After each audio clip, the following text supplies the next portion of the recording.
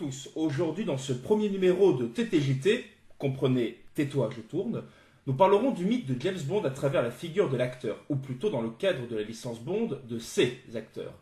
De 1962 à nos jours, découvrez les multiples visages d'un héros qui représente aujourd'hui encore le triomphe de l'homme blanc occidental à qui le monde ne suffit pas. Aujourd'hui, avec mes chroniqueurs, nous deviserons entre gens de bien autour d'une question. Pourquoi Daniel Craig est-il à la fois le meilleur et le pire choix de casting pour interpréter James Bond? Nous serons donc trois, comme je l'ai dit, à tenter d'élever le débat. À ma gauche, Lorenzo Garnieri. Bonjour Lorenzo. Bonjour Simon. Et à ma droite, Thomas Rolling. Bonjour Thomas. Bonjour Simon. Alors, pour faire une petite introduction sur le mythe de James Bond, on peut dire que Ian Fleming est né en 1908. On sait de lui que c'était un homme brillant, c'était un dandy, enfin c'était la représentation du dandy anglais, qu'il a travaillé effectivement dans les services secrets anglais au niveau de l'administration dans la marine. Et il prend deux décisions dans sa vie, il décide de se marier et d'écrire. Et de ce qu'on sait de sa biographie, on sait qu'il a décidé d'écrire pour combattre, comme il disait, pour combattre l'ennui du mariage. Il est très très pas s'ennuyer, c'était un homme qui était couvert, dit-il lui-même, après on ne sait pas, il était couvert de maîtresses et d'histoires de romance, et il avait peur qu'après le mariage, il avait peur de s'ennuyer. Donc il décide de créer un alter ego qui devient James Bond. J'aimerais bien m'emmerder comme lui, moi. C'était la première intervention de Thomas Rolling. Salut à tous. Salut à tous. Bonjour Simon. Bonjour. Alors, son premier roman, c'est Casino Royale, qui est édité en 1952, et c'est un livre qui rencontre assez vite un certain succès, parce que à ce moment-là, c'était à la mode, c'était la mode des petits romans de guerre d'espionnage, et donc il rencontre très très vite son public. 10 ans plus tard, il y a deux producteurs, donc Sassman et Broccoli, qui décident de mettre sur pied l'adaptation du premier film au cinéma, à savoir Dr. No, parce qu'ils estimaient que c'était le plus facile à adapter dans un premier temps. Et de là, il y a plusieurs films qui vont s'enchaîner, plusieurs réalisateurs et plusieurs acteurs, et c'est de ça qu'on va parler. Puisque Ian Fleming meurt en 1963, mais James Bond, lui, va vivre bien au-delà de cette date. Et il existe, on va dire, pour utiliser un mot que mon ami Lorenzo aime beaucoup, un reboot. Non, ce n'est pas un reboot, nous allons en parler Ah, aussi. voilà, on va en parler. Casino Royale n'est pas un reboot. Voilà, donc, Mon Dieu. En 2006 sort Casino Royale avec un choix audacieux qui a divisé Internet en deux, qui est Daniel Craig, dans le cadre de ce reboot, mais Lorenzo va nous donner ses arguments. Tout à fait. Et Et je précise bien que c'est Casino Royale avec Daniel Craig, non pas avec David Niven. Oui, exactement, Non, parce qu'il y a eu non. il y a eu deux Casino Royale, exactement. Pas D'ailleurs, celui-là. c'est pour ça que les droits ont été bloqués assez longtemps, parce qu'il y a eu un Casino Royale qui était une comédie avec David Niven et Woody Allen. Voilà. Bah, du coup, eh bien, je vais commencer par toi, Lorenzo, puisque tu as décidé de lever ta voix pour nous dire que ce n'était pas un reboot. Eh ben, dis-nous tout. Ce n'est pas un reboot, ou du moins un reboot intelligent. Pour moi, je prends plus pour une prélogie. Alors après, je vais pas non plus me mettre à dos les gens qui pensent que c'est un reboot. Mais pourquoi pour moi c'est une prélogie? Moi, ce que j'aime beaucoup dans Casino Royale, c'est l'intelligence dans comment ça a été tourné. Déjà, on garde Judi Dench. Déjà, moi je trouve ça très intelligent parce que ça assure une certaine continuité avec Pierce Brosnan. Où justement, c'est là où on voit la première fois Judi Dench en M. Donc ça, j'ai trouvé ça très intelligent. J'ai trouvé ça très intelligent aussi on garde certains codes, mais on présente ça comme une préquelle, libre aux spectateurs de se dire, voilà, est-ce que c'est une préquelle ou est-ce que c'est un reboot? Pour moi, la saga James Bond, c'est la saga la plus réussie et la franchise la plus réussie parce que justement, ils ont réussi à se calquer sur les époques, mais ça on va en parler plus tard, à se calquer, à changer de personnage sans changer le modèle. Alors bien sûr, il y a une différence entre Sean Connery, Roger Moore et Daniel Craig, et les autres évidemment, je ne les oublie pas. Et Casino Royale reste dans cette intelligence-là où il fallait le refaire, il fallait rénover la série, on fait une préquelle, on garde tout le monde, on garde Judi Dench, on garde le style, bien évidemment on revient aux fondamentaux.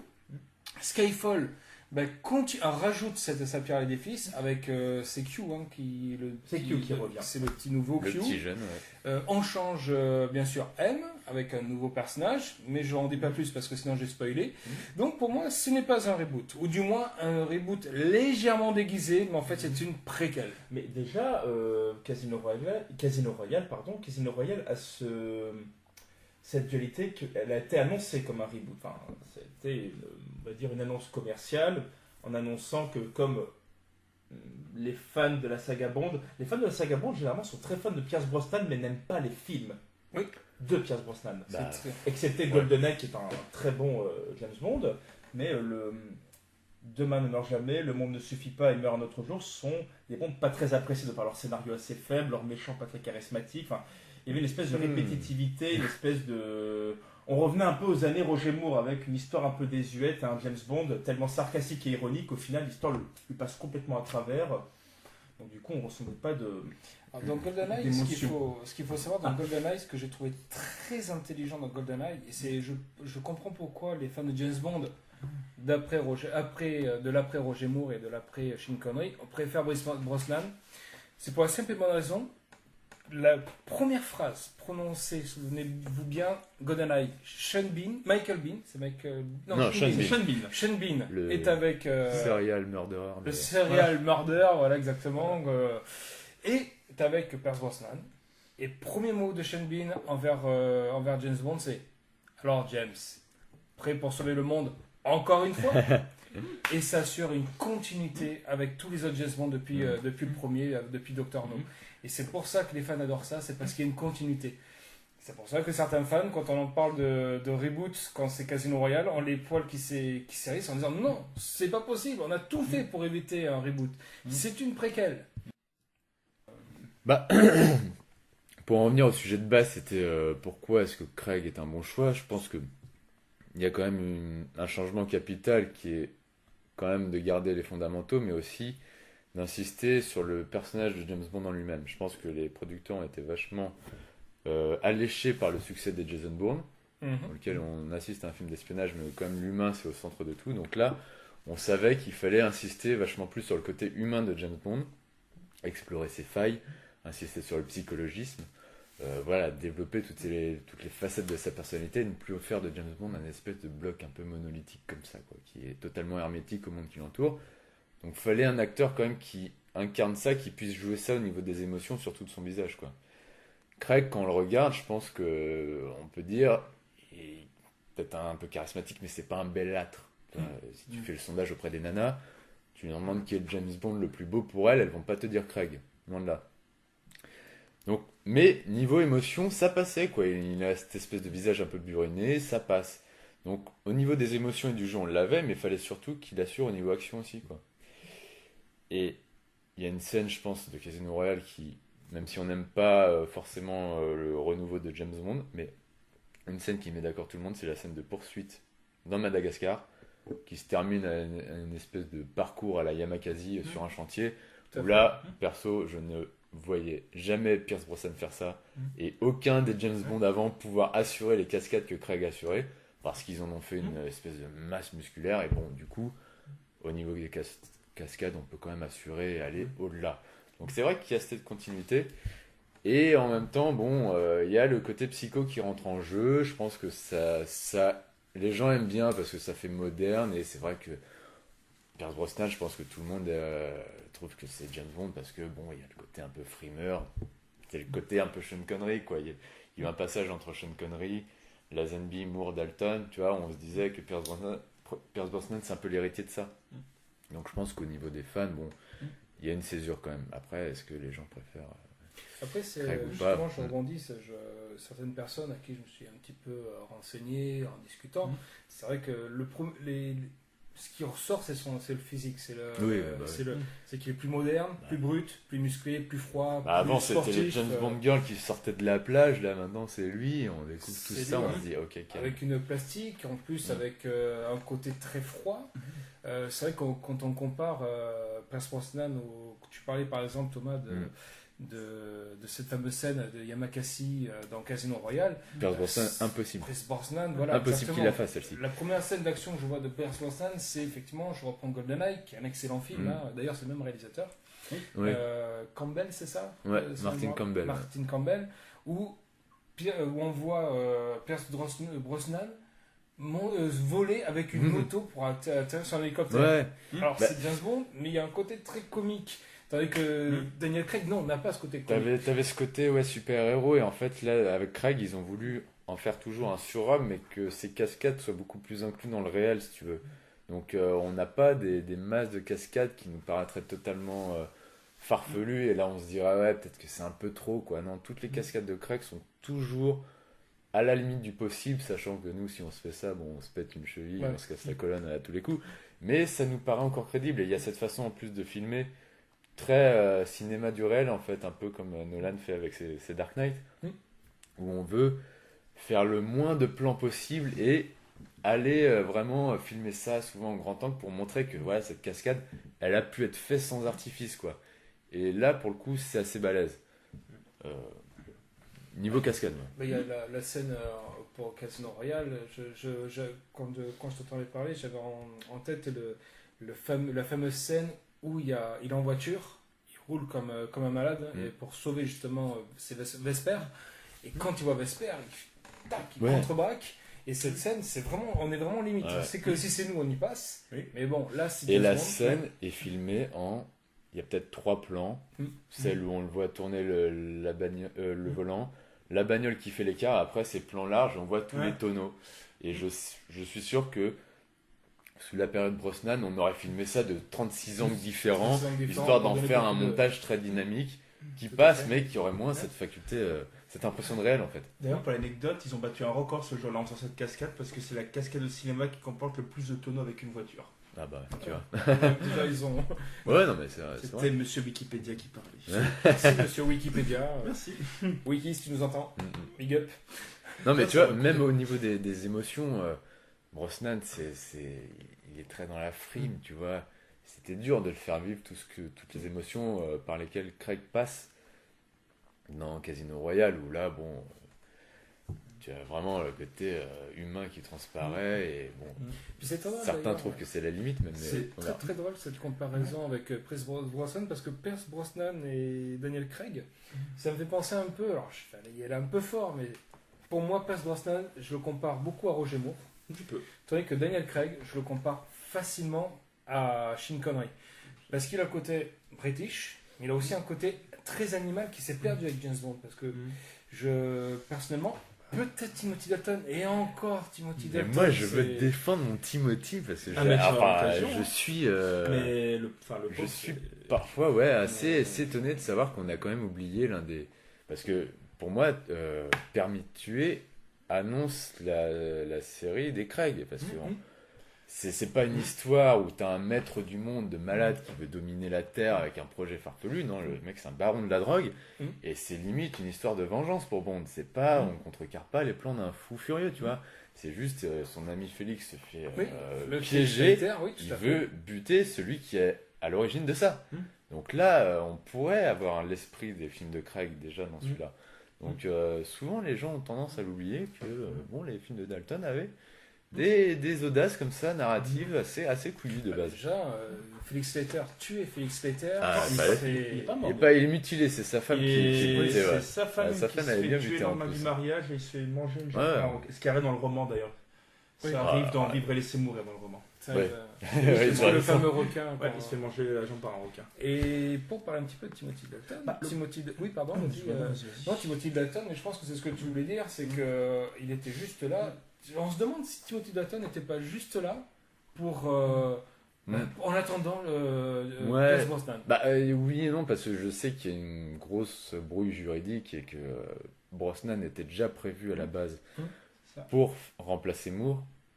Il était déjà sur une série, Remington Steele, qui était Ouais. un peu Qui est un peu l'équivalent dans de le style, James tout à fait. Bond en série, mais voilà, c'était Dalton. On dit, t'es encore un peu frais le gamin, laisse Dalton faire ses 2 films, après tu verras, mais il y a eu du temps, quoi. Il y a eu du temps entre le moment où Brosnan a vraiment pu prendre le relais, quoi. C'était, Mais c'est ça, en fait, le problème, c'est que. Là, je vais pas parler du point de vue des fans, mais du point de vue des producteurs, c'est que Dalton est un Bond sacrifié dès le début. C'est-à-dire qu'après Moore, ouais. si tu veux, ils ont mis beaucoup de temps à se séparer de Moore parce qu'ils vendaient bien, même Mm. si les Bonds étaient de moins en moins bons, enfin, vraiment, le comique burlesque. Ouais, C'était- voilà. c'était Octopussy 7 ans, et, 7 films hein, quand même. Hein, quand même. Octopussy et Dangereusement Haute sont les 2 Ah, derniers, ouais. même Moonraker qui est une parodie de Star Wars. On va vraiment Ah bah, dans le... ça a été fait pour contrer Oui. Star Wars, C'est justement. le contraire. Ils ont eu beaucoup Mais, de mal à s'en défaire. Ça y est, il passe à autre chose. Il voulait absolument, donc Pierce Brosnan, mais il était engagé sur une série, impossibilité avec les contrats d'exclusivité, il ne pouvait pas s'en détacher. Et ils se sont dit, bon, on va prendre un gars et on va lui en faire un. Au début, c'était un seul pour Timothy Dalton, Mhm. donc c'est Tu n'es pas joué, qui est bien. Mais C'était pas mal, les ouais. films de Qui est Dalton vraiment sont très, pas très mal, bien. mais le problème, c'est que quand ils l'ont vendu, quand ils l'ont marketé, quand ils l'ont présenté, ça se sentait tout de suite que c'est lui, mais juste après, il y en a un gros qui arrive et vous allez voir ce que vous allez voir. Ouais, et puis bon, Dalton, C'est il le est un problème. peu plus renforcé, c'est un mec un peu plus renfrogné Mm.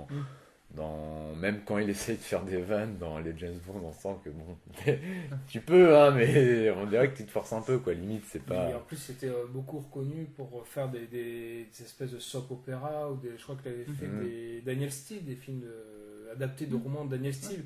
Donc Ouais. pourquoi pas, c'était couillu de le prendre, mais dans le public, c'est un peu Mais- comme si on prenait un acteur de Plus belle la vie et j'aime beaucoup Plus belle la vie. Ouais. Enfin, j'aime Mais beaucoup les acteurs qui sont là, parce qu'ils font un gros travail, mais tu les mets dans un policier, d'un coup tu dis oula, qu'est-ce que. Non, mais si tu veux, je pense qu'il est bien, c'est aussi de savoir que les films James Bond sont quand même un tout, quel que soit l'acteur qui l'incarne, tu vois. On peut aimer le style Roger Moore, mais il faut reconnaître que c'est pas ces films qu'on retiendra le plus. L'espion qui m'aimait éventuellement, si on devait citer le meilleur. Ouais. Tandis que, bon, ok, peut-être que c'est pas Dalton n'était pas le mec le plus charismatique du monde, encore, moi je trouve qu'il a une dureté dans le regard qui, moi, Et ça fascine assez. personne, Mais ces films sont bien, quoi. C'est ça qu'il faut dire. Après, Brosnan, tout le monde, surtout ceux de notre génération, je pense que tout le monde s'accorde à dire que c'est lui, soi-disant James Bond. Après, il faut voir la qualité des films. Hein. Moi, je pense que c'est un peu. Brosnan, C'est tangent, quoi. Brosnan, il faut se dire, pour moi, Brosnan. Ça commence bien, mais c'est c'est. GoldenEye frappe bien, frappe un grand coup. Mais le problème, c'est que les 3 autres, c'est. J'aime beaucoup Demain, Demain ne meurt jamais là le- avec Price. Il est. Enfin, c'est assez couillu sur le côté. Mais demain, Mais pour le moi, monde c'est ne qu'une vous descente, suffit hein. pas. Avec ce Robert Marceau. Carrey là, il est pas du tout charismatique. Ouais, Denise Richards en scientifique, bon. Ouais, il faut. Même sous tranquillisant, j'arrive pas à y croire. J'avouerai. C'est sûr. Non, Et mais ça, c'est une descente. Et C'est une descente, ouais. t'es arrivé avec Meurt un autre jour, qui est juste du n'importe quoi de A à Z. C'est là tu où te il y a la demandes voiture si t'es invisible pas dans- d'ailleurs. Ouais, là. La Oui, là, voiture tu te invisible, dis, en fait, euh, vous n'assistez plus un film, mais un jeu vidéo, quoi. Là, vous faites n'importe tout à quoi, fait. vous faites plaisir, et c'est la fête D'ailleurs, du slip. les premiers jeux vidéo James Bond, d'ailleurs, il y avait GoldenEye, donc on sent bah, qu'ils veulent y aller à fond Ah non, oui. dans les jeux Ouais, En vidéo. plus, ça a été un et dans succès le- incroyable. Qui est un succès d'ailleurs. ouais. C'est incroyable ça. Et c'est très marrant d'ailleurs, on parle de progression, c'est l'occasion parce que Daniel Craig, on attend avec impatience ce Spectre, mais cette progression-là avec Daniel Craig, on peut le voir aussi. Alors Casino Royale était très bien, il y a Quantum of Solace qu'il ne faut pas oublier qui était moyen, je sais pas où est-ce qu'il voulait en venir, je sais pas qu'est-ce qui a été recherché. Le problème de Quantum, il a 2 problèmes. Bon, il a aussi le fait qu'il a été fait Problème. en. Ouais. Et les 2 problèmes majeurs, donc, il a été fait en pleine grève des scénaristes d'Hollywood, ce qui n'excuse pas tout, mais qui ne va pas à son avantage Non. du tout. Après, le gros problème qu'il a, c'est qu'ils ont voulu surfer dans la mode James Bond film d'auteur, et ils ont pris. C'est Mark Foster, je crois, qui le réalise. Ah bah, Quantum c'est Mark of Foster. Solace. C'est Mark Foster, il me semble. Et ils ont voulu faire un. Ils revenaient, je crois, d'un film qui s'appelait Les Cerfs-Volants de Kaboul. Oui, et même à Et- l'ombre de laine. Là, où tu Voilà. avais- Et du coup, ils voulaient faire un James Bond très visuel. D'ailleurs, c'est un bon. Esthétiquement, c'est un beau film. Mais après, Niveau action, c'est un peu Mais n'importe attends, quoi. il est monté comme du là- sous ah oui, non, mais- Steven Seagal avec 3 plans par seconde. Enfin, 3 plans par seconde, c'est hallucinant, quoi. Une scène qui a fait tiquer beaucoup de fans, c'est la scène du parachute où il arrive à ouvrir un parachute et 2 secondes après il tombe au sol. Oui, je pense qu'il y a des plans qui ont dû sauter à un Ou moment en donné. plus ce parachute qui s'ouvre sous terre parce qu'il rentre dans une sorte de grotte, ouais, une sorte de ouais. fissure, il se retrouve dans une grotte et il ouvre son parachute. À 2 secondes après, il a un impact sol très violent. Tu fais bon là, c'est pas possible. Ouais. Et c'est dommage parce que Amalric en méchant, je maintiens que c'était une excellente idée. Tout à fait. C'est surtout, Moi, j'ai beaucoup aimé Almaric en méchant. Ouais, Ça Parce va- que on voit toujours ça un passait méchant, très bien, ouais, ouais. on voit toujours des méchants forts ou charismatiques et là c'est un peu l'archétype du méchant faible. Bah, c'était une vraie Némésis parce que James Bond est fort, Amalric, son méchant, était faible. Sex appeal pour Daniel Craig, Amalric, personnage qui a pas du tout de Psychopathe. sex appeal, mais complètement psychopathe.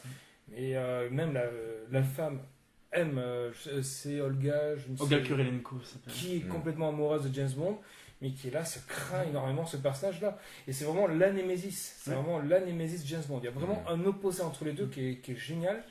Et c'est vrai que c'était un très très bon choix. Après, c'est dommage que choix la du fin. film, ouais.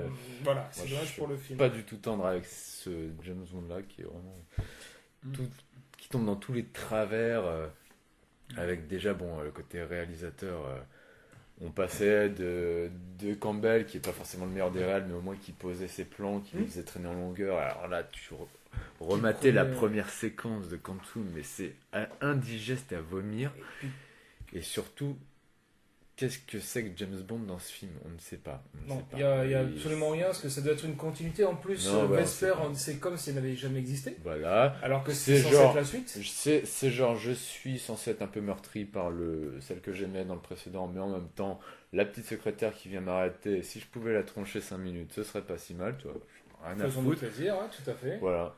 Et, Mais non, tu ne sais pas. Moi, bon, je suis pas entièrement fan de la saga de Craig, je vous avoue, parce que je ne sais plus ce que je regarde en fait. Je ne sais pas si je regarde un drame existentiel d'un mec qui bosse pour les services secrets, si je suis censé regarder un film de James Bond avec tout ce que j'attends comme fantasme de ce film, ou un film d'espionnage lambda, je ne sais plus. Moi, pour moi, ils m'ont totalement perdu. Et bon, j'attends. Ce qui est marrant, c'est d'ailleurs comme s'ils étaient même pas sûrs, on se dit on va revenir à ce qui fait la force, c'est-à-dire on refait venir Q dans Skyfall et le Spectre non Spectre. Donc tu vois là, le truc on peut pas. C'est là où j'ai aimé, c'est là où je voudrais en venir à Skyfall, justement, dans la chronologie, c'est que justement là où les Daniel Craig ont été en décliné au fur et à mesure en qualité, on sent que dans Skyfall, il y a quand même eu une volonté de relancer la machine, de dire les gars, Code Quantum, on a fait. Non, Code Quantum, pardon. Quantum of Solace. C'est seulement. Quantum of Solace, on a fait n'importe quoi. Il faut qu'on se redresse. Il faut qu'on trouve un vrai méchant charismatique. Voilà, on prend Javier Bardem, qui est un super méchant. On reprend un super lieu. On reprend les Q. On fait revenir les super gadgets. Ils essayent, mais le problème, c'est que t'as ce côté un peu. Tu aimes James Bond parce que c'est une icône, mais ce n'est pas une icône dans les films de Craig, si tu veux. Ce côté justement indestructible, bon, c'est vrai que ça nous paraissait un peu farfelu parfois, mais aussi c'est ce qui faisait que le personnage était une icône et qui rencontrait aussi une icône en face de lui. Bon, Amalric, je l'aime beaucoup comme acteur, mais il ne restera pas dans l'histoire des méchants au même titre qu'un Goldfinger, qu'un Christopher Lee dans L'Homme et Postillé d'Or, qui est vraiment l'un des pires James Bond. Mais tu vois, Christopher Lee et même Bardem, moi j'ai énormément de mal avec son numéro de petite danseuse à un moment donné, enfin tu vois le truc. La scène d'aller dans le la château. folle Bardem, tu vois, j'ai vu quand même des méchants plus charismatiques que ça, quoi. Alors je sais le parallèle qu'ils ont essayé de créer entre. Mais si tu veux, travaille l'iconisation de tes personnages d'abord et après tu les creuseras, tu vois. Je pense. Ils ont pas avec Bardem. Bardem intervient au bout de combien de temps d'ailleurs? Une heure. Ouais, une heure. Donc déjà c'est un signe, c'est-à-dire que tu retravailles encore un personnage que tout le monde connaît, alors que c'est Hitchcock lui-même. Je reprends Hitchcock qui dit un bon film est un méchant réussi est un film réussi. Ouais. Donc Bardem aurait pu être beaucoup plus intelligent, aurait pu être un super bon méchant effectivement, si on l'avait plus travaillé dans le fond, plus travaillé parce qu'on ne sait rien de lui. Et surtout, ça fait au bout d'une heure, il arrive comme un cheveu sur la soupe.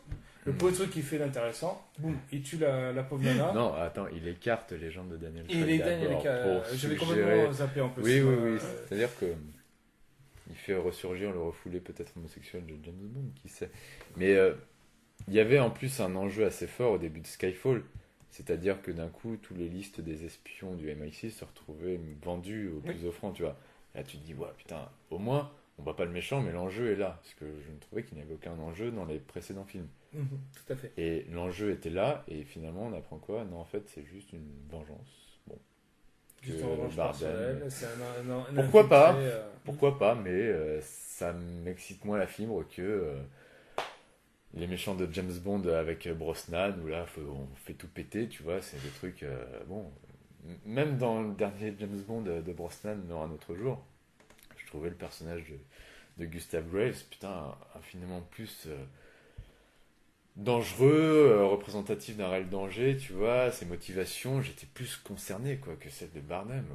À un moment, quand le film brille là-dessus, je me dis, mais tu me perds, quoi, tu me perds avec tes trucs, quoi. C'est vrai que c'est quand même le troisième Daniel Craig sur ses méchants. Manque de charisme. Je pense par exemple au chiffre. Le chiffre qui est joué par un super acteur. Et oui, et là, Mads Mikkelsen. et là, pour le coup, t'as un monstre de charisme, là, pour le coup. Monstre de charisme, mais ce méchant n'est. Qu'est-ce qu'il devient? Il n'y a pas de véritable Non, confrontation. c'est un banquier, c'est un homme d'affaires, et C'est il tout. crève Alors, comme un homme d'affaires. comme un homme d'affaires. Il n'y a rien d'intéressant. Et c'est vrai qu'on attend une vraie confrontation. On attend Non, que. ouais. En plus, c'est Mads Mikkelsen, c'est-à-dire l'acteur. Moi, je crois que c'est un des meilleurs acteurs actuellement. Enfin, Oui, à bah, mon c'est- sens, c'est un des meilleurs acteurs du monde actuellement. Parce que quand il joue, il incarne son personnage. Il y a une certaine force, une certaine. Voilà, il y a beaucoup de force quand ce personnage joue, quand on aime jouer. Il fait quand même Hannibal Lecter dans la série. Et, il a joué La Chasse, si vous avez vu La Chasse de Oui, Wittenberg. quand même. La scène dans l'église, c'est quand même, on sent la colère qui est en lui. Et puis je vais pas citer toute sa filmographie, mais bon, voilà, c'est quand on connaît Mads Mikkelsen. Et le chiffre où on voit une certaine progression de ce personnage-là, qui a quand même un charisme, qu'on a envie de découvrir, finalement, ça se termine comme ça a commencé, sans plus ni moins. Malheureusement, elle laisse sa place à ce qui deviendra l'organisation, donc Oui. le Quantum, Qu'on- qui est balayé à la fin Pour de moi, l'épisode. il laisse surtout sa place à la romance totalement insipide entre James Bond et Vesper. Ouais, ok, c'est cool, c'est un humain qui a peut-être des sentiments, mais putain, tu te dis... Et encore une fois, Vesper, qu'on oublie complètement à partir de dans Quantum. Ouais. Quantum, et puis alors j'en parle même pas de Skyfall. Bon, Non, il ça faut va. arrêter de Non, jouer avec Skyfall, ça. mais il est passé à Je la sais fin. même pas s'il faut chercher une continuité entre Skyfall et les deux autres. Hein, Non, il y a personnellement. clairement, de toute façon même dans la réalisation, parce que Sam Mendes donne une réalisation beaucoup plus rythmée. On l'avait un peu avec Casino Royale, on l'avait perdu avec Quantum of Solace. Ouais. Par contre, beaucoup plus de rythme. Une recherche aussi dans Skyfall des origines James Bond. C'est le premier, il casse un code, il casse beaucoup de codes d'ailleurs Skyfall, parce qu'on découvre enfin les origines de James Bond. Avec la maison de famille, c'est son côté moitié suisse, moitié écossais.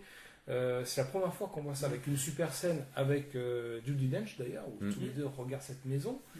Donc on revient. Donc c'est la première fois. D'ailleurs, je crois que c'est dans Skyfall où on voit pour la première fois, arrêtez-moi si je me trompe, James Bond boire une bière. Je crois qu'à un moment donné, il boit une Oui, bière. mais alors, ouais, sauf que ça, c'est toujours plus un aspect marketing qu'autre chose. Oui, tout à fait. De toute façon, Malheureusement. c'est un Depuis, brevet. de toute façon, depuis Dr. No, dans Dr. No, Voilà. t'as une scène, t'as Sean Connery qui regarde sa montre et en gros plan, tu vois Rolex.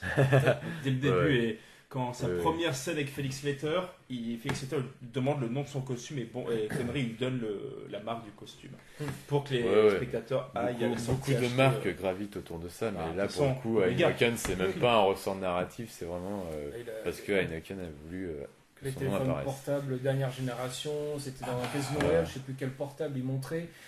avec la marque, t'as aussi l'ordinateur Vaio à Venise qui est bien mis en évidence. D'ailleurs, je précise, c'est pour ces marques qui nous entendent, si elles peuvent sponsoriser le TTJT, Ah bah attends, vous êtes la bienvenue. nous on prend tout. Nous je sommes veux dire. preneurs, nous sommes preneurs. On prend tout. Tu as dans Casino Royale, tu as carrément Eva Green qui demande la marque de la montre, elle demande Rolex, et Daniel Craig pose bien Omega. Au cas où on n'avait pas compris. Oui, J'avais oui. pas compris. Ah oui, c'est un gros produit marketing. C'est pour ça que la franchise marche très bien. Pour moi, c'est une des meilleures parce que dans l'histoire, on arrive à caser quelques produits, quelques partenaires. C'est quand même. Ouais. D'ailleurs, Spectre a coûté combien? Je crois qu'on est dans les 200 millions. Si Ouais, ma mémoire. ouais. 200, Écoutez, 220. ça, C'est, je veux dire, ces sponsors-là apportent beaucoup. Ces sponsors-là, ils mettent de l'argent et ils savent que derrière, il va y avoir des retombées derrière. C'est aujourd'hui un 200 000. Je crois que même Interstellar n'a pas coûté aussi cher. De mémoire, je crois. À regarder, à vérifier, mais je crois qu'Interstellar a coûté moins cher. Donc, si on met autant d'argent, déjà avoir autant d'argent, c'est-à-dire qu'il y a des sponsors C'est-à-dire qu'il y a derrière. des capitaux derrière, des Oh là investisseurs, oui. des marketeurs, des publicitaires qui investissent. Et qui ont retour avec Bond, forcément, tu as, avec la hype que suscite actuellement les films de Craig, tu as un retour sur investissement qui est plus ou moins attendu et évident actuellement. Non, mais bon, ce qui est intéressant aussi, c'est, t'en parlais du Shawn Mendes, tu vois, est-ce qu'un jour on aurait imaginé ce mec-là à la commande d'un James Bond? Alors, Complètement on pas. peut Non. lui gratifier d'un truc, c'est qu'il a au moins remis au devant, c'était la question cinématographique, artistique, parce que le Skyfall est très bien fait, il y a un vrai travail sur la composition de l'image, c'est Roger Dickens à la lumière, donc bon, ce mec-là on le connaît, c'est le chef-op des frères Cohen, donc tu vois, on sait que il y a un gros travail derrière, mais au moins, visuellement, t'avais pas l'impression d'avoir affaire à un faisant, tu vois, un exécutant quelconque. Mais quand tu grattes un peu, c'est toujours pareil. Qu'est-ce qu'il y a à l'intérieur, quoi? Est-ce que ça te suffit d'avoir une belle lumière qui fait un plan aussi magnifique qu'il soit? Non, s'il faut voir ce qu'il y a dans le plan, quoi, malheureusement. Sam Ça ne Mendes, suffit d'ailleurs, pas. qui va continuer Spectre. Spectre, Qui va faire ouais. Spectre. Et si tu veux qu'ils en reviennent aux origines, pour moi, c'est un aveu d'échec. C'est-à-dire que malgré tout ce que tu peux apporter, tu es obligé d'en revenir à ce qui Les fait. fondamentaux, ouais. C'est même pas les fondamentaux, c'est ce qui reste dans l'imaginaire des spectateurs, tu vois. C'est un peu. Dans Skyfall, t'avais la bagnole. Ils nous présentent ça comme un gadget de malade, la bagnole avec le toit ouvrant et le siège éjectable. Ça, c'était un truc dans Goldfinger, ça aurait pu paraître dingue aux spectateurs de l'époque, mais ils ont été obligés de le faire revenir dans Skyfall. Comme s'ils n'avaient pas le choix, quoi. À se dire. C'est un peu le problème, je crois, de James Bond, et c'est un peu le problème des films, de beaucoup de films, on va dire, d'espionnage ou de gentils contre les méchants. En gros, hein, parce que James Bond, c'est plus que ça, évidemment, sinon on n'en parlerait Oui. pas. C'est justement cette volonté de travailler la noirceur, le côté sombre du personnage, l'intériorité du personnage, sauf que c'est un personnage qu'on connaît depuis 50 ans. Et à un moment donné, oui, on a envie de connaître d'autres méchants, de le mettre dans des situations, et on voit que au fur et à mesure, on lâche le méchant, on lâche les personnages à côté, parce que par exemple, dans Skyfall, Leiter, qui est un gentil, hein, mais qui est l'ami, on ne sait même plus qu'est-ce qu'il devient. Ouais, il est pas, on voilà. l'avait vite fait. Le méchant, ben voilà, Javier Bardem, au bout d'une heure. Le seul personnage à la rigueur qui a un petit peu d'intérêt dans Skyfall, hormis James Bond, c'est M. Bah oui. C'est Oui, le ça seul tourne personnage dans ce qui a une vraie. Qui apporte quelque chose. Mais, et je pense que le fait de toujours vouloir essayer d'approfondir le héros, ben, quand tu le connais depuis 50 ans, ton héros, ben, soit tu reviens en J'ai envie de te dire, est-ce qu'on avait besoin aussi de le creuser autant, tu vois, parce qu'à un moment donné, à force de le ramener toujours au ras des pâquerettes, tu vois, t'en fais un personnage lambda. Alors, tu te dis, ok, il a toujours le nom de James Bond, il a toujours son matricule 007, mais finalement, tu peux me faire... Qu'est-ce qui ferait la différence avec un autre James Bond, tu vois? Et c'est ça, et ce qui avait de fort dans GoldenEye, c'était justement, on voyait totalement l'opposition de style entre 007 et Alec Trevelyan, qui était le 8 ou le 6, je ne sais pas. 6. 006. Tu voyais la différence de style là, et justement, tu sentais que il y en avait un, il était beaucoup plus à la cool que l'autre, quoi. Et donc là, à force d'en faire un mec toujours meurtri, toujours ça, tu te dis, mais qu'est-ce qui te différencie? Qu'est-ce qui fait que tu ressembles pas à un espion lambda qui bosse pour les services secrets et qui de temps en temps a un peu des coups de déprime comme n'importe quel espion qui bosse pour les services secrets anglais, je pense. T'en fais un mec normal. Et bon, est-ce que James Bond est un mec normal? C'est le premier d'ailleurs où on voit qu'il est, ben voilà, que finalement on veut travailler à fond sa vulnérabilité, mais finalement il en est vulnérable et il nous fait même plus, il fait moins rêver comparé à Sean Connery. Sean Connery, voilà, pourquoi Sean Connery et James Bond, parce qu'on le voit dans sa prestance, dans son côté, son flegme, même dans les pires situations, il arrive à gérer. Alors c'est encore l'époque, on est les années 60, mais il a quand même, il a quand même une certaine noirceur, un côté très bestial quand même, mais ça l'empêche pas d'avoir, voilà, c'est un héros, et ça, on commence à le perdre. Oui, pardon, tu voulais Non, dire. vas-y, mais et même dans les Brosnan, tu vois, parce que Brosnan, on savait Oui, que là, tout à pour le fait. coup, c'était un super héros, il n'y avait pas de souci, mais il y avait des petits moments où ses failles se laissaient paraître dans Demain ne meurt jamais. Voilà, il est obligé pour approcher le méchant de se rabibocher avec son ex, alors le méchant le découvre, du coup il tue sa femme. Là on sent qu'il est meurtri, James Bond, mais bon, 30 minutes après il a envie de se taper Michel Yeo, tu vois, donc Oui. il revient aux bases quand même, c'est quand même un mec après tout, quoi. Donc, Bon, on l'a vu avec Timothy Dalton d'ailleurs, parce qu'on Ouais, bien parlait, sûr. le deuxième, donc c'est Permis de tuer. Permis de tuer. Permis de tuer, oui, là c'est une faille de James Bond qui a été travaillée, parce que Bien son meilleur travaillé ami, pour moi, ouais. la femme de son meilleur ami est morte, son meilleur ami s'est fait bouffer une jambe. Qu'est-ce qu'il fait? Ok, bon ben voilà, je vais défoncer tous ceux qui ont attaqué mon meilleur ami. En même temps, la petite Si on peut avoir des bons côtés Tant dans qu'à les missions faire, périlleuses, on voilà, va pas je se suis priver, touché, quoi. je Bah, suis évidemment. mal, mais voilà, on y va Attends. quand même. C'est et voilà, ça c'est James Bond, alors que ça on le reconnaît moins dans Daniel Craig, Ah, où la nénette, bah, en plus, je veux pas être méchant, mais les deux de Spectre, voilà, à voir. C'est un après, on va- reproche qui a été fait à. Enfin, non, pardon, je parle de Skyfall. Bah déjà, depuis Spectre, le problème c'est que James Bond Girl passe. Et d'ailleurs, c'est déjà le cas dans Quantum, où les Mhm. James Bond Girl passent, si ce n'est au deuxième plan, au troisième plan. Totalement. Mm. Puisque dans Quantum, c'est Olga Kurylenko, c'est une des premières James Bond une des premières James Bond Girl, pardon, que Bond ne couche pas à la fin, Tout à fait. avec qui il ne couche pas. C'est vrai. Et la deuxième meurt très très vite. C'est Gemma. Oui, Gemma Gemma Arterton. Arterton, ouais. Gemma tout à fait. Arterton, qui meurt très très très très vite, enfin 20 minutes après qu'elle a apparu. C'est lié. Dont moi j'ai quand même la forte impression qu'on l'a mis là juste parce qu'il fallait un quota de nana, tu Mais vois. Oui, tout à fait, ouais. Parce que dans le premier il y avait Katrina Murino et Eva Green. Qui meurt comme pareil. Voilà, comme, mais au merde, moins hein, les mais- deux ils finissaient dans son pieu, tu vois. Ouais. Là elle se dit attends, si l'héroïne elle finit pas dans le pieu, bon ça va être Ouais. un peu emmerdant, donc faisons vite venir une pouliche. Bon, on la zigouille après histoire qu'elle nous fasse Ouais. pas chier, tu vois, mais. Ah, il peut retravailler encore le côté Voilà. énervé de James Bond, histoire de... Alors qu'il venait de perdre sa nana avant, c'est ça qui. Bon, Oui. bon, Oui, d'ailleurs, c'est un très bon point aussi, parce que le mec, il a perdu... ça fait quand même la troisième nana qu'il perd d'affilée, quand même. Hein. Il perd Vesper, il perd donc Katharina Moreno, et il perd celle-là maintenant, Ouais. Gemma. Et le gars, non, c'est non, ça c'est limite chiffonne trop... pas plus que ça. Voilà, je sais pas quoi. Alors, il y en a qui vont dire, oui, mais bon, James Bond, c'est comme ça, il va pas... Non, là, le mec, il a atteint, là. Ouais. Ça fait 3 fois, quand même, qu'une nana meurt à cause de lui, quoi. À un moment donné, lui, il est là pour tuer du méchant, pour tuer pour tuer Ouais. il est pas là pour faire mourir les filles qu'il aime. Surtout qu'en plus, James Bond est un homme qui aime les femmes. Bien sûr. Il aime les femmes. C'est pas quelqu'un forcément macho misogyne. Il aime les femmes, il les aime. Il aime les belles choses. Et donc, les plus belles femmes, forcément, il les aime. Donc, comme il aimerait pas qu'on lui pète sa bagnole, là, il a pas envie qu'on abîme ses gonzesses. Non, c'est Voilà. sûr. D'ailleurs, c'est très drôle, beaucoup d'internautes avaient relevé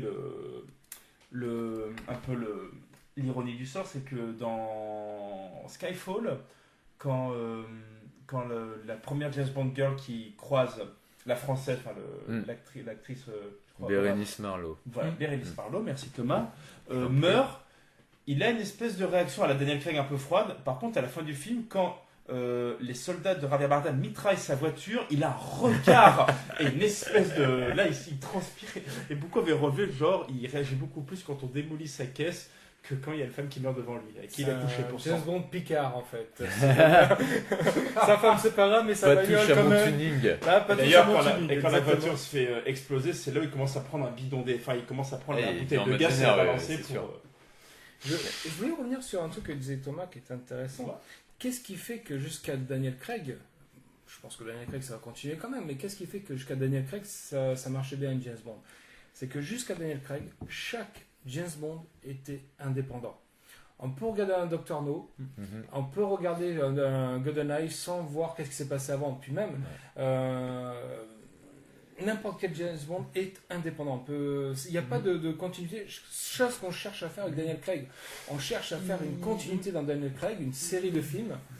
Alors que... Et il y en a- même temps, tu vois, ce côté feuilletonnant, moi j'aurais rien contre. Parce que, notamment, le seul et l'unique film qui a fait la Zenby, j'aurais aimé savoir justement comment ils auraient fait un deuxième film, sachant le bagage qu'il y avait au service secret de Sa Majesté, Mhm. qui est quand même le seul film où James Bond se marie Oui, et ouais. où sa femme meurt. Tout à fait. Donc voilà, si, à mon avis, t'aurais pas pu refaire un film derrière en disant allez, c'est oublié, allons démastiquer du méchant, ma femme va me crever, mais après tout, je m'en fous, je peux en avoir autant que je veux. Mais ce côté Très feuilletonnant, vous l'aviez au début, à partir de Bon Baiser de Russie, puisqu'on suit donc ce qu'on appelle le Smurge, donc le spectre. Vous avez Bon Baiser de Russie. Après, vous avez Thunderball, Opération Tonnerre. Opération Tonnerre, où il affronte Largo, qui est numéro 3 Oui, oui. dans le spectre. Il y avait Après, la il y a- résurgence des méchants Voilà. du spectre. Après, ça se c'était- regarde complètement indépendamment, mais t'as quand même, Oui, oui, t'as quand même la il monte vraie- les Et puis les on échelons. attend de voir Blofeld Voilà. à la fin jusqu'au. Bah, jusqu'à après, On ne vit, on ne vit que on ne deux vit que fois. deux fois, oui. On ne vit que deux fois, et après, après là, vous avez Au service de sa majesté, où il réaffronte Blofeld. Ouais. Et après, les diamants éternels, qu'on aurait pu. où il y a le comeback de Sean Connery, parce qu'avec George Lazenby, ça n'a pas pris du tout pour les Ouais. producteurs, mais pas du tout. Mais l'esprit était bien. L'esprit était bien, mais. Ouais. Lazenby était très jeune, je crois. Hein. Il Ouais. avait 28 ans de mémoire. Ouais, il n'avait pas c'était- encore la trentaine. Non, il était n'est pas à très jeune. trentaine. Ouais, et- c'est mais surtout c'est un tout inconnu, jeune, quoi. c'est Oui, le- c'était un le problème, inconnu quoi, en plus. c'est En plus, il malheureusement- passe derrière Sean Connery, donc Bah, c'est pas aidé non plus. Le problème de Lazenby, c'est qu'un peu comme Dalton, il a un peu sacrifié dans le sens où Roger Moore était déjà envisagé, mais il faisait le sein. Oui, tout à fait. Donc le problème, c'est que pareil, les contrats de télévision disent que non, on ne peut pas apparaître ni dans le sein et dans Bond, c'est impossible. Donc... Et le problème de Roger Moore, c'est qu'après, il a commencé à nous faire du dangereusement vote. Ah, parce qu'il en ressortait, et comme c'est une série qui a fait un succès incroyable, bah, du coup, on lui a demandé fais-nous du dangereusement vôtre, vas-y, fais-nous du On l'a laissé de plus en ça. plus, on le sentait. D'ailleurs, Roger Moore, qui a fait donc, tout à l'heure, on disait qu'on a fait 7, c'est quand même. Encore. On estime que c'est le plus mauvais des James Bond, au moins le mal aimé des James Bond. Il a quand même duré 7. Et je fais juste une petite précision, parce que je sais pas ce que vous en pensez. Bon, c'est un détail, mais juste pour couper. Beaucoup de gens ont reproché à Daniel Craig d'être blond. Ah oui. Enfin, Donc, je Ah, tiens à je préciser, sais où va venir bah, le débat. je tiens à préciser que attendez, Idriss Elba, les gars. Idriss Ça Elba- va avoir un choc. Moi je milite pour Idriss Elba, mais blond. moi, je tiens à préciser encore que trop Roger strict. Moore, je tiens à préciser que Roger Moore n'est absolument pas brun. Il n'est pas brun du Ouais. tout. Mais c'est drôle que. Ah, non, mais c'est très très drôle. C'est une espèce d'hypocrisie qui a évolué parce que quand Roger Moore. En fait, il y a eu une telle. Il y a aussi le fait que George Lazenby a tellement déçu les producteurs, mais aussi le public. Au service de sa majesté n'a pas été le succès escompté. Sean Connery revient pour les diamants éternels et pareil, ça n'a pas marché parce Ouais. que James Bond avec une perruque. Rien. Heureusement, ça n'a Ouais. pas été. Et James Bond qui se fait. À un moment, il se bat en combat contre une femme, une gymnaste, et il perd. Deux. Mais deux. Et il perd, mais bien quoi. Mm. Il perd bien. Ça passe pas non plus. Ça passe pas non plus. Puis même, Sean Connery était dans sa phase je prends mon chèque et Ouais, je construis ouais, mon il- terrain de golf en Écosse. ce qui a son inverse, qu'il avait reconnu tout de suite qu'il avait accès pour l'argent. Mais... Bah, Et Roger Moore arrive, il est très apprécié de par le sang et dangereusement vôtre. Et, il était amicalement très- vôtre. Ouais. Pardon. Amicalement, Oui. dangereusement vôtre, c'est. C'est- C'est le. Bah oui, d'ailleurs. D'ailleurs, qui est un clin d'œil. C'est le clin d'œil Bah, amicalement c'est un- pas. bah oui, de Ouais. toute façon, Mais et du coup, Roger Moore était attendu comme le Messie, il a été acclamé, et c'est vrai que sa couleur de cheveux est passée complètement aux oubliettes, alors que dans les romans, c'est plus si pense, c'était. ouais. Je pense qu'à l'époque, on s'attardait moins à ce genre de détails, puisque en fait, maintenant, avec les réseaux sociaux, tu sais, maintenant, Tout l'action amplifié circule et maintenant. comme en plus, tout le monde a un peu son avis sur tout et Oui. n'importe quoi. Donc voilà, et t'as les gardiens du temple pour qui il était inconcevable que James Bond soit blond. Bon, j'ai envie de dire, les mecs, si vous vous arrêtez qu'à ça, c'est vraiment que non. vous avez pas envie de creuser plus loin, quoi. Craig, d'ailleurs, qui au passage était, ce qui l'emmerdait plus, c'était de conduire une bagnole qui n'était pas automatique. Oui. Voilà, il avait plus de mal là-dessus que Ouais, sur et là où il avait aussi, c'est une petite anecdote rigolote, mais là où ce qui craignait le plus, c'est aussi la voiture, c'est les cascades, mais c'était en fait, il y a une tradition, c'est quand ils font la conférence de presse pour annoncer le nouveau James Bond, il faut passer par la Tamise en bateau. Et Daniel Craig, pas qu'il a peur de l'eau, mais il flippait un peu, et en fait, la première photo de lui, c'est toujours avec un gilet de sauvetage. Et ça a fait un peu classe. le tour en disant que bah voilà, Bond a peur de nager. Ouais, quoi. ouais. C'est ce qui faisait le plus peur en fait dans tout le processus. Mais Craig, bon, ça restera plus pour moi une volonté insufflée par les producteurs de moderniser le personnage que par Tout à sa fait. performance d'acteur. Parce que bon, je pense qu'au niveau physique et même visage, tu vois, il était dans son rôle, quoi. De toute façon, Pour Craig ce que les était- gens avaient envisagé à l'époque. Craig était là pour couper. Daniel Craig était là pour trancher. Il fallait relancer la franchise. Ouais. Il fallait un nouveau Mais- James Bond. Voilà. Bon, ben, Pierce Brosnan, c'est très bien. Ça fait une continuité avec Timothy Dalton et Roger Moore. Mais il fallait trancher. Il fallait un James Bond moderne. Moderne, qu'est-ce que ça veut dire? C'était Oui, quelqu'un de comme on baraque. modernise Mhm. toutes les franchises et qu'il faut insuffler, on peut plus se cantonner juste au côté James Bond, méchant, fille, on mélange tout ça, ça fait un film. Là, il voulait quand même un peu du psycho, Psycho, un personnage Voilà. un peu plus sombre, Mm. un personnage qui calait avec son temps aussi, hein, parce que Bah, Daniel Craig c'est cale plus dans son temps qu'avec. Je pense pas qu'un acteur comme Pierce Brosnan ou comme calé dans son temps. On peut par exemple, quand on parlait de Jason Bourne, tu parlais de Jason Bourne tout à l'heure, Simon. Oui, quand on voit Matt Damon, c'est petit, trapu, c'est une petite montagne de muscles quand même le garçon, hein. Et on peut pas mettre face à lui pour faire concurrence. Même Jeremy Renner. Jeremy Renner qui a fait donc l'héritage, Jason Bourne l'héritage. C'est une voilà, il est petit, trapu, c'est une petite petit musclé. Donc très sportif, donc on peut pas mettre à côté un petit dandy qui Non, c'est plus. L'époque ne veut plus ça, et en plus, bon, l'idée que James Bond enchaîne toujours 3 nanas par film sans les rappeler le lendemain, ça passe plus trop auprès de Ça nos passe plus chers trop bien. amis féministes, mais bon. Voilà, je pense qu'on peut trouver le juste milieu sans pour autant. Moi, je te dis, parfois James Bond, il m'emmerde, quoi. Je ne ressens plus de saveur chez lui, ce côté, ce qui le différencie des autres. Moi, tu peux regarder un Jason Bourne et un Skyfall dans la foulée, tu te dis, bon, techniquement, qu'est-ce qui les différencie? Bon, ok. Parce qu'en plus, maintenant, tous les films d'espionnage qui arrivent, ils font ce que faisait James Bond, c'est-à-dire qu'ils vont dans des pays étrangers. tout à fait. Hein. Bourne, il va un coup à Paris, un coup il est, je sais plus où, là, dans le deuxième, mais tu vois, On a parlé avec il y a- Mission Impossible aussi. Hein. Mission Impossible, Mission exactement. Impossible, Maintenant, c'est, Mission Impossible fait du tourisme comme James Bond. Fait le tourisme, vend des produits. C'est comme si ces franchises-là reprenaient ce que les gens aimaient dans James Bond et se les réappropriaient à lui. Alors qu'en fait, c'était James Bond qui aurait dû garder ça pour lui.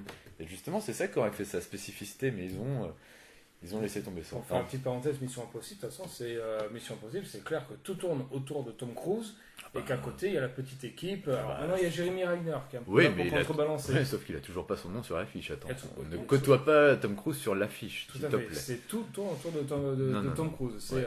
Je crois que c'est une espèce de petit comptable ou de petite. C'est plus ou moins le chef dans le truc. mais bon. Plus ou moins le chef. Il y a, je crois qu'il y a l'informaticien. Il y a, Ouais, il y celui a Simon qui- Pegg qui est là pour sortir ses petites vannes.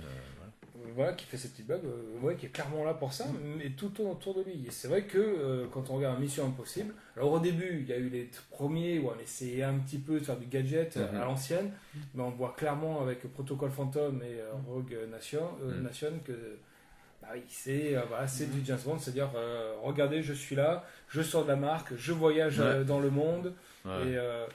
et c'est vrai qu'aujourd'hui, oui, James Bond, ça risque de devenir ça. Alors maintenant, est-ce qu'on va le retrouver dans Spectre? Qu'est-ce qu'on peut attendre de Spectre avec ça maintenant?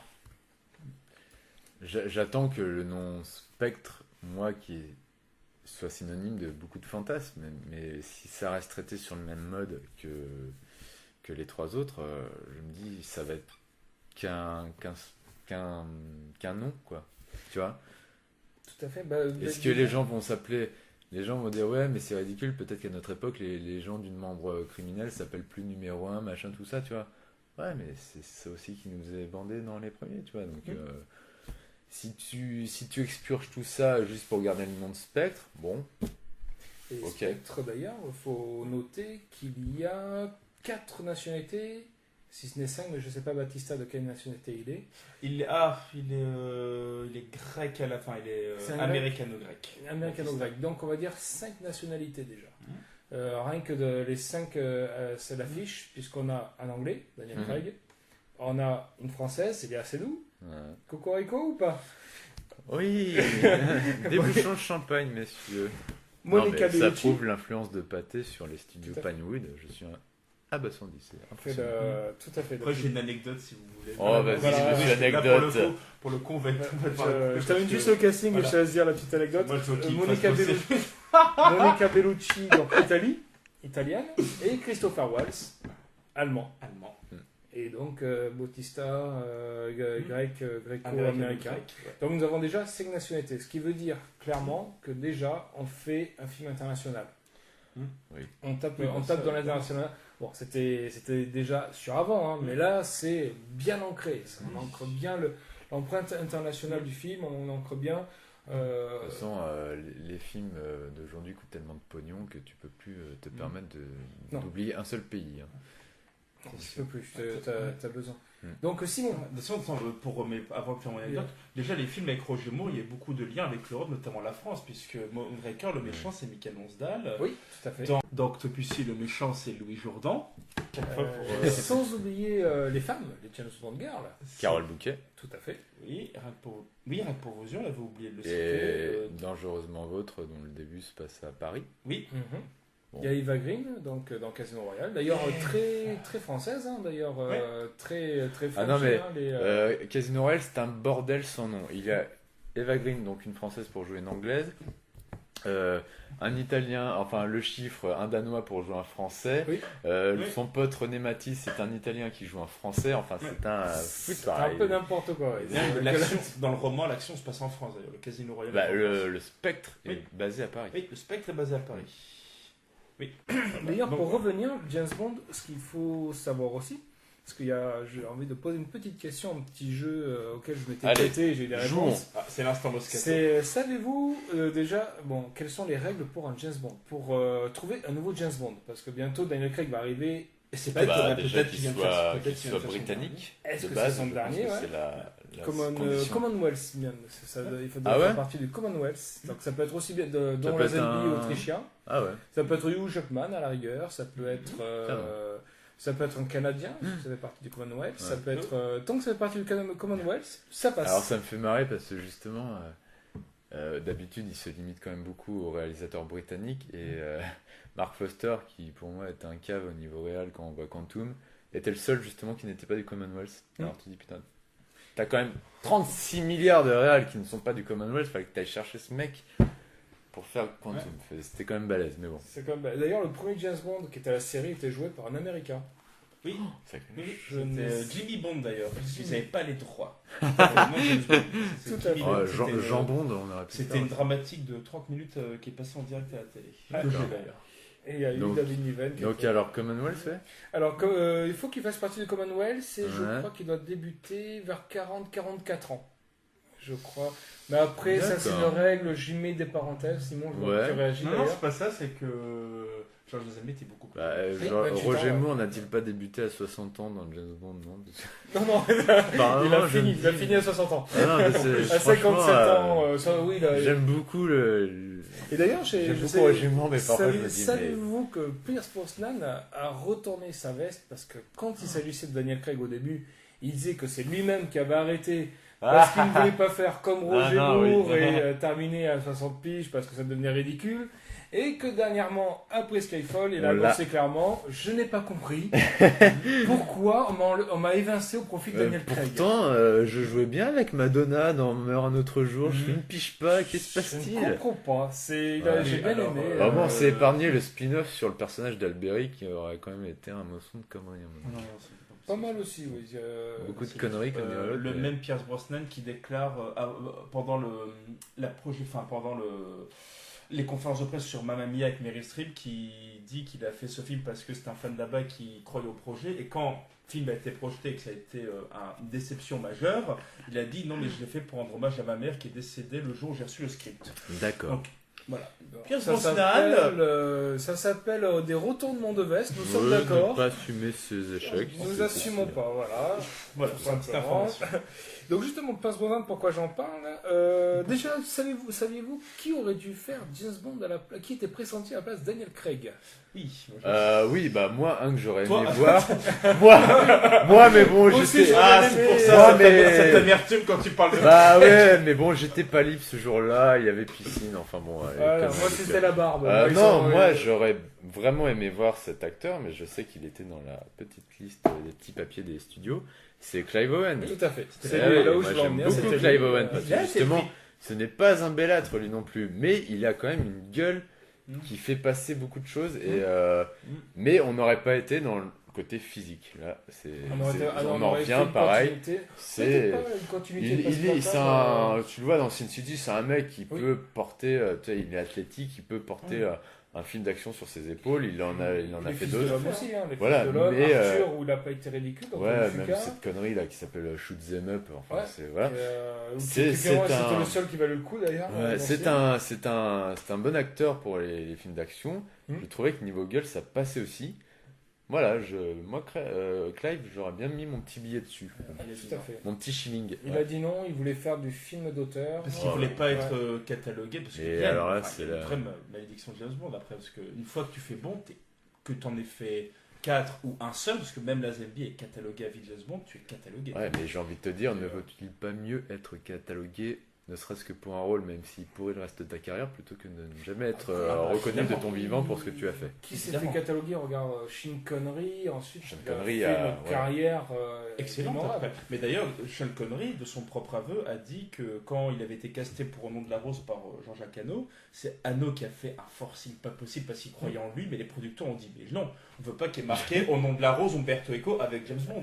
James Umberto Bond en Eco, prêtre, mais où a-t-on vu ça? Umberto Eco a piqué un câble pas possible. Il a failli se retirer du projet et Hano a eu gain de cause et Umberto Eco a dit non, c'était une idée brillante et Sean Connery a dit oui, mais pour un roman de la rose que je fais, je perds 10 autres derrière, que il y a 10 projets, on me les retire parce que non, James Bond. Et pourtant, Sean Connery, excellent comédien. Bah oui, non mais ça c'est les rôles qui marquent. Et après il y a des rôles. On regarde, on fait une petite parenthèse, George Clooney, il est mis à part Iron Man. Il est Sherlock Holmes. Batman. Robert Downey Jr. Robert Downey Jr. Oui, Robert Downey Jr. Quand il fait on connaît Iron Man, on connaît Sherlock Holmes, mais est-ce qu'on est capable de sortir un petit film d'auteur qui est d'autres films de ce qu'il a fait? Il est mémorable, je parle. Vraiment, il n'a pas le premier rôle, mais il joue Zodiac de Fincher, mais il a un petit rôle. C'est Mark Ruffalo et Jack Nicholson. Oui. Il a fait beaucoup de films avant aussi. Il a fait beaucoup de films. Il a fait US Marshall, mais finalement il a un second couteau. Ouais, il avait fait Tuernay aussi de Oliver Tuernay, mais pareil, petit rôle, c'est plus Woody Harrelson. Non, il avait fait le biopic sur Chaplin aussi, je me souviens. Oui, par contre, c'était un très bon. Très bon. Non, le film qu'il a vraiment ressuscité, c'est Tonnerre sous les tropiques. Oui. Ironiquement, c'est Tonnerre sous les tropiques. Qui est un film comique. Et qui a été nommé aux Oscars pour ça. Oui, c'est vrai. Tout à fait. Ça a été une très très bonne performance. Ça aurait été un gros pied de nez s'il avait gagné.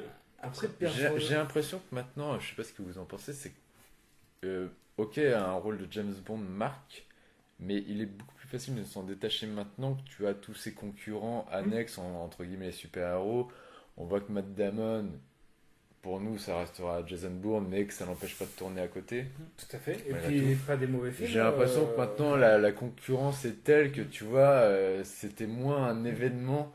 On sait, parce que maintenant on est très habitué, on sait qu'on va se taper notre petit James Bond tous les 2-3 ans, mais ça représentait moins un événement, je pense, que les gens qui ont découvert ça dans les années 50 et qui se sont dit qu'est-ce qu'on s'est pris là, tu vois. Donc, beaucoup d'acteurs maintenant profitent, des gros acteurs profitent de faire des gros budgets, où ils sont bien payés pour faire de tout petits films. Ou des pièces de théâtre. Le plus bel exemple, c'est Johnny Depp qui cachetonne comme jamais on a cachetonné pour Pirates. Mais qui se réserve ses petits projets à côté. On a un petit exemple, Ian McKellen et Patrick Stewart qui s'amusent à faire Magneto et Professeur Xavier, voilà, qui font du X-Men, et à côté qui font leur petite pièce en attendant leur petit Samuel Beckett en attendant. Oui. Voilà, c'est des mecs qui sont.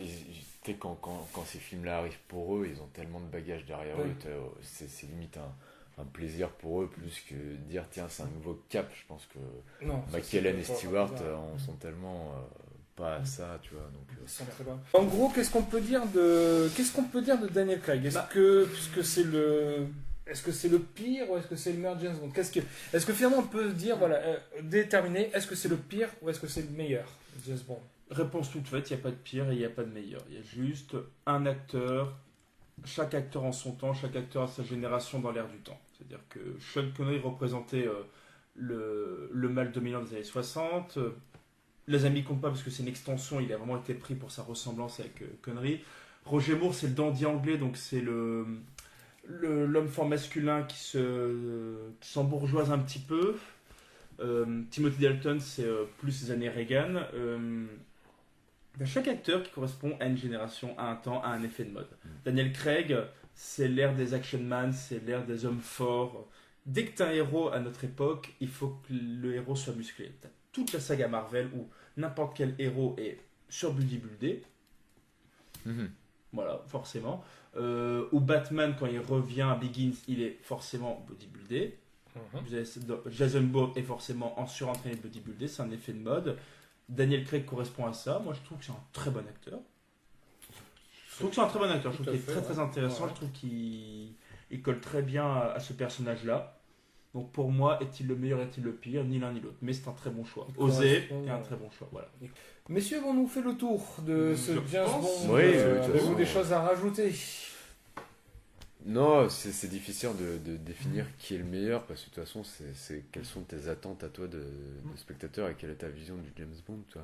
On va dire oui, les films de Craig sont beaucoup plus réalistes, mais est-ce que t'as pas envie d'un peu de folie justement? Et ça dépend. Je pense que c'est vraiment tes attentes à toi de spectateur. Après, ils sont mieux réalisés, mais c'est normal. Derrière, il y a 40 ans, mais derrière, il y a 40 ans d'héritage, 50 ans de réalisateurs qui se sont cassés les dents dessus, des acteurs sont cassés, donc c'est tant mieux. Enfin, c'est entre guillemets normal que les films soient de mieux en mieux, et c'est ce qu'on espère, c'est que ce soit une saga qui continue à croître en termes de qualité. Après, voilà, est-il le meilleur ou pas, c'est en fonction de chacun. Voilà. Et bien ce soir, c'est mots que nous avons terminé. Et ben voilà, c'était le premier épisode de TTJT, comprenez donc Tais-toi, je tourne, avec Lorenzo Garnieri et Thomas Rollin. J'espère que ça vous a plu. N'hésitez pas à vous abonner sur la page Facebook et YouTube, et n'hésitez pas à partager et à liker, et à faire des commentaires pour nous dire ce que vous avez pensé et pour lancer pourquoi pas des petits débats sur Facebook pour continuer l'émission. N'hésitez pas à donner des idées de thématiques. Nous sommes ravis de débattre entre gens de bien. Voilà, on vous souhaite une excellente fin de journée ou de soirée ou de matinée en fonction de l'heure où vous écoutez cette émission.